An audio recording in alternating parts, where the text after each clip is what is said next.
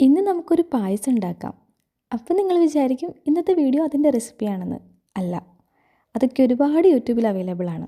നമുക്കിന്ന് ക്രേവിങ്സിനെ കുറിച്ച് സംസാരിക്കാം. ക്രേവിങ്സ് എന്താണെന്ന് പോലും അറിയാത്തൊരു കാലമൊക്കെ നമുക്കുണ്ടായിരുന്നു അല്ലേ? പിന്നെ അറിയാൻ തുടങ്ങിയപ്പോഴും വലിയ ഉപദ്രവങ്ങളൊന്നും ഉണ്ടായിരുന്നില്ല. പക്ഷേ ഇത് പിന്നെ പിടിച്ചിട്ട് മൂന്നാമത്തെ ദിവസമാണ്. കഴിഞ്ഞ 2 ദിവസവും എന്തൊക്കെയോ കഴിക്കാൻ തോന്നി ഞാൻ എന്തൊക്കെയോ വാങ്ങി കഴിച്ചു. അത് വാങ്ങാൻ പറ്റുന്നതായിരുന്നു. പക്ഷേ ഇന്ന് 3rd ഡേ എനിക്ക് തോന്നുന്നത് പായസം കുടിക്കാനാണ്. പായസം വാങ്ങിക്കഴിക്കുക എന്നുള്ളൊരു സംഭവം എനിക്ക് അത്ര ഇഷ്ടമല്ല. വീട്ടിൽ തന്നെ ചെയ്ത് കഴിക്കാനാണ് ഇഷ്ടം.